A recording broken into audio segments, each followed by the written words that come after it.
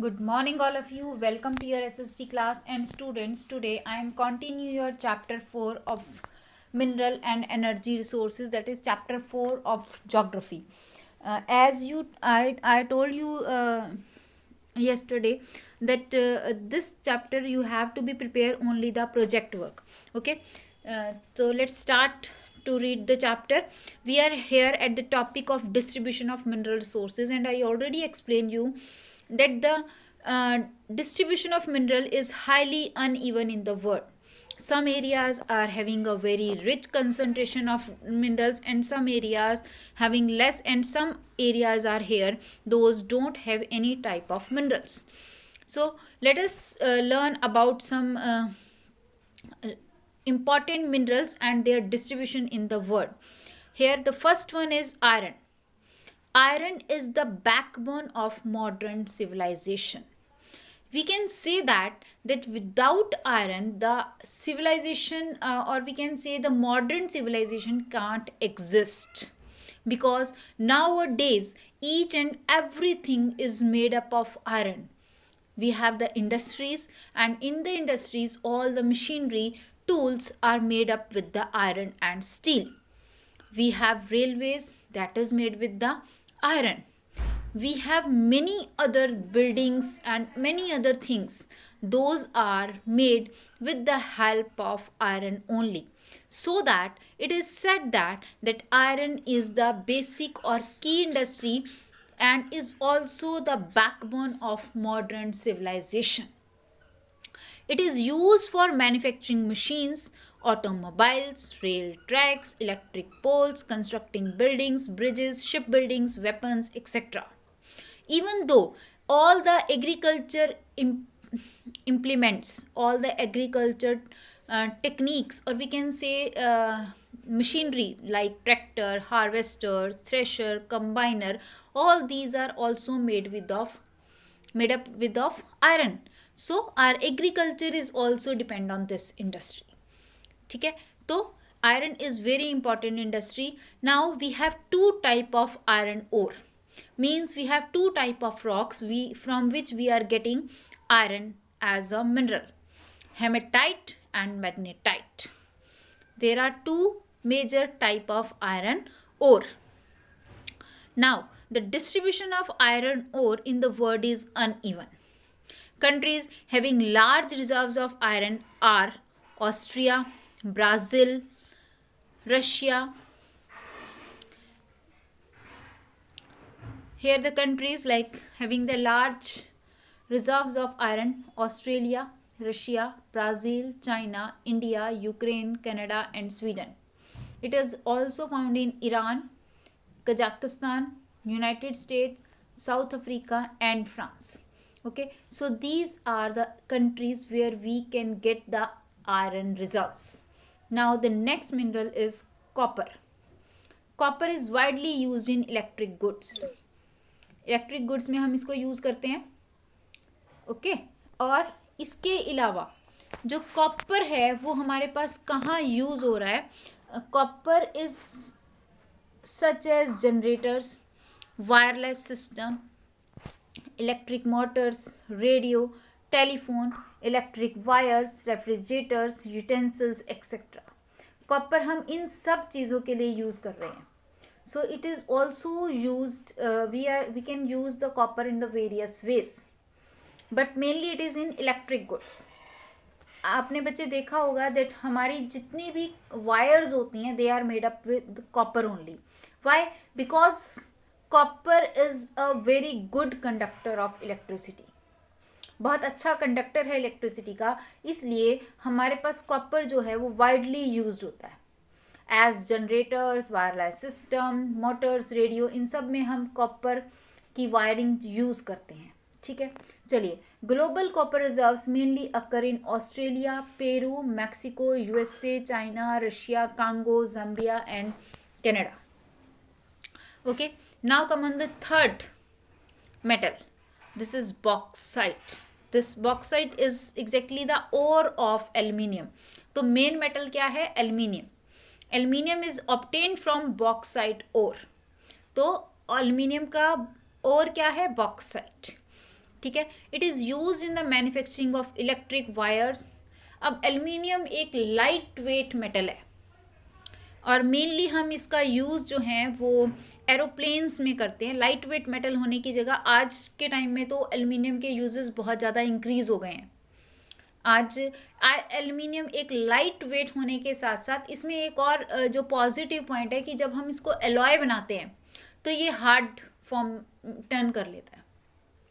And secondly aluminium में rusting नहीं होती है जो कि आयरन में बहुत ईजिली हो जाती है. एल्युमिनियम जो है अगर हम उसको ओपन में भी रख रहे हैं तो it can't be rusted. But जो आयरन ओर है वो रस्टेड हो जाता है, उसमें जंग लग जाता है और आफ्टर सम टाइम वो ख़राब हो जाता है. ठीक है. बट एल्युमिनियम के ये पॉजिटिव पॉइंट्स हैं. Now that's why now a days the use of aluminium is increasing. You can see nowadays we have the window pane and door panes as well as grills or even gates are made up with aluminium. Aluminium और steel से हम बहुत कुछ frame कर रहे हैं आज के टाइम में. ठीक है. तो एल्युमिनियम एक लार्जली यूज होने वाला मेटल है. Now this is use in manufacturing of electric wires, aeroplanes, spare parts of vehicles, pipes, construction of escalators, window frames, shutters, utensils and other household goods. ठीक है. अब areas where we can easily find the bauxite ore, that is Guyana, Australia, Brazil, Vietnam, Jamaica and have large reserves of bauxite. It also occur in Indonesia, Guyana, China, India, Suriname and Russia and Kazakhstan. So all these are your bauxite. ठीक है. Here we have the in iron ore use for bridges, bauxite use for making aeroplanes, copper that is used for making utensils. ये आपके पास एक छोटा सा picture के through इसके uses और मिनरल्स जो हैं वो दिखाए गए हैं. ठीक है. चलिए. नाउ इंडिया में इन्हीं मिनरल्स का डिस्ट्रीब्यूशन ये भी वेरी कर रहा है. आयरन ओर कहाँ मिल रहा है? झारखंड, उड़ीसा, छत्तीसगढ़, कर्नाटक, गोवा, महाराष्ट्र. बॉक्साइट जो है वो ज़्यादा से ज़्यादा जो मैक्सिमम ओरिएंटेशन जो या ये कह सकते हैं कि maximum reserves of bauxite is in Orissa and Andhra Pradesh. इसके अलावा Jharkhand, Madhya Pradesh, Chhattisgarh, Gujarat, Maharashtra, Karnataka and Tamil Nadu we have this type of ore. Okay. Copper जो है मेनली मध्य प्रदेश, राजस्थान और झारखंड में मिलता है. राजस्थान में खेतरी माइंस जो हैं वो बहुत फेमस हैं कॉपर की प्रोडक्शन के लिए. ठीक है. Mica is also a important mineral and that founds in Andhra Pradesh, Jharkhand, Bihar, Rajasthan, Orissa and Maharashtra. So this all about your distribution of minerals. Here manganese, limestone, gold and salt. You can read it about here only the name of states where we can easily find these metals. Okay. Now the next topic is conservation of minerals. Conservation का meaning आप समझते हो? Conservation means when we are using a resource for in a judicious way or to save them. Conservation means save the minerals और anything for the future. जब हम किसी चीज़ को future के लिए सेव करके रखते हैं तो हम उसे कंजर्वेशन कहते हैं. ठीक है. As you all know that and I also told you earlier that minerals are unevenly distributed and secondly these are also limited in amount. And one more thing, if you remember in the chapter 1 resources में हमने पढ़ा था that this resource is a non renewable resource. ये non renewable resource है. Once we use it these are exhausted. Then it takes thousands of years to be make. दोबारा बनने के लिए इन्हें हज़ारों साल लगते हैं. जैसे कोल है, पेट्रोलियम है, नेचुरल गैस है, ये तो रिसाइकिल भी नहीं होते. जबकि iron, copper, aluminium we can recycle it. Iron को पिघलाकर हम दोबारा से नई फॉर्म बना सकते हैं. ठीक है. तो conservation of minerals is very much important.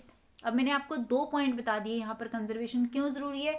Because these are limited in amount and secondly unevenly distributed. And as we know that the country's population of every country is increasing day by day. If the population is increasing means What does it means? It means consumption level is also increased, so that conservation is very much necessary for us nowadays. We need to use them economically and conserve them for the future generation. ठीक है. The conservation of minerals doesn't mean preservation of minerals. इसका मतलब ये नहीं कि इनको बचा के ही रख लेना है. No, it means to use them in a judicious way, to them them it in such a way that we must have to depend on industrial need and changing technologic requirements. कि हम इस तरह से use करें कि हम changing requirements को भी पूरा कर सकें. ठीक है. कंजर्वेशन स्टैंड्स फॉर, कंजर्वेशन का मतलब क्या है? Conservation stands for sustainable development where a balance is maintained between the economic development and the utilization of natural resources without causing damaging to the environment. कि हम कंजर्वेशन का मतलब क्या कह रहे हैं? सस्टेनेबल डेवलपमेंट, जहां पर हम इकोनॉमिक डेवलपमेंट और यूटिलाइजेशन ऑफ नेचुरल रिसोर्सेज दोनों इकट्ठे कर रहे हैं. ठीक है. There is an urgent need to avoid the wastage of minerals. हमें मिनरल्स को वेस्ट होने से बचाना है.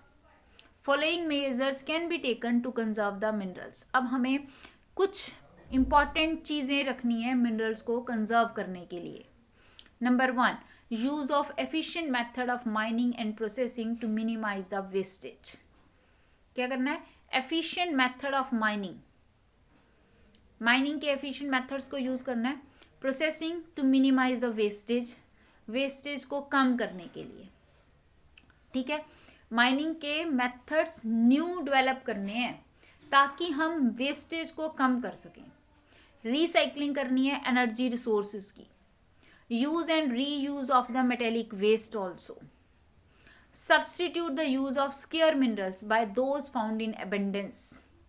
और वो मिनरल्स जो कम है उनकी जगह वो मिनरल्स जो यूज करने हैं जो कि ज़्यादा मात्रा में मिलते हैं. एबेंडेंस, स्केयर कम, तो उनका सब्सटीट्यूट करना है. ये हमने चेंज करना है उनको, सब्सटीट्यूट उनकी जगह दूसरे मिनरल्स को यूज करना सीखना है. तो by using these 3 methods we can easily conserve the minerals and save them for the future generation. So that's it about your mineral resources. Now the next topic is energy resources. Students, I already told you that the whole chapter is divided into 2 parts. One is mineral and second is energy resources. Now, mineral resources are covered. Second one is energy resources. Energy resources is that resources from which we are getting the energy. वो resources जिनसे हम energy लेते हैं, like sun, fire, fuels, like petroleum, coal, natural gas. Energy is fundamental to the quality of our lives. Nowadays, we are totally dependent on the uninterrupted and abundant supply of energy. आज हम totally depend है energy पर. थोड़ी देर के लिए हमारे घर की बिजली चली जाए तो हमें मुश्किल हो जाती है. वो चाहे विंटर्स हो चाहे समर्स हो, बट समर्स में ज़्यादा प्रॉब्लम होती है बिकॉज यहाँ पर हमारे एरिया में समर्स बहुत एक्सट्रीम समर्स होती हैं. And the same where the extreme winters there the energy is also very important. वहाँ पर भी एनर्जी बहुत इंपॉर्टेंट रखती है. तो आज के टाइम में the whole society, the whole working is depend on energy resources. हम इलेक्ट्रिसिटी के ऊपर बहुत ज़्यादा डिपेंड कर रहे हैं. जस्ट इमेजिन कि अगर हमारे कंट्री में से फ्यूल ख़त्म हो जाए तो क्या होगा. आपको पता है पूरा कंट्री रुक जाएगा, व्हीकल्स रन ही नहीं हो पाएंगे. तो इसका मतलब क्या है कि energy resources are very much important for us. अब इनको भी हमने 2 तरह से रीड करना है कि एनर्जी रिसोर्सेज कौन कौन से हैं और इसके अलावा इन्हें भी कंजर्व करने की ज़रूरत है. ठीक है. चलिए, electricity is generated through thermal power plants, nuclear power plants and hydro electric power plants. बिजली हम कहाँ कहाँ से जनरेट कर रहे हैं, कहाँ कहाँ से बना रहे हैं. थर्मल पावर प्लांट्स जहाँ पर कोयले को गर्म करके स्टीम बनाकर और इलेक्ट्रिसिटी प्रोड्यूस की जाती है. उसके बाद है न्यूक्लियर पावर प्लांट्स जहाँ पर एटम्स, न्यूक्लियर्स को यूज़ करके एनर्जी को प्रोड्यूस किया जाता है। हाइड्रो इलेक्ट्रिक पावर प्लांट कौन से हैं? जहाँ पर पानी से हम बिजली बनाते हैं, पानी को ऊपर गिरा कर डैम्स के through, that is hydro electric power plants. तो अब इनमें से कन्वेंशनल सोर्सेज ऑफ एनर्जी कौन से हैं? कन्वेंशनल जो कि हम काफ़ी टाइम से यूज़ करते आ रहे हैं, और non conventional sources of energy जो हमने अभी रिसेंटली यूज़ करने सीखे। तो कन्वेंशनल में कौन से हैं? Thermal power plants, nuclear power plants, hydro electricity power plants, ये हमारे कन्वेंशनल सोर्सेज ऑफ एनर्जी हैं, क्योंकि हम काफ़ी थाउजेंड्स ऑफ ईयर से हम इन्हीं को यूज़ करते आ रहे हैं। अब non conventional sources of energy कौन से हैं? जिनको हमने हाल ही में यूज़ करना सीखा है, like tidal energy, solar energy, wind energy. ठीक है, तो चलिए बच्चे, हमने एनर्जी सोर्सेज को 2 पार्ट्स में डिवाइड किया है। One is conventional sources, second is non conventional sources. Conventional कौन से हैं? जिनको हमने अभी यूज़ करना, जो हम सालों से यूज़ करते आ रहे हैं, कोल है, पेट्रोलियम है, नेचुरल गैस है, हाइड्रो इलेक्ट्रिसिटी है, थर्मल एनर्जी है।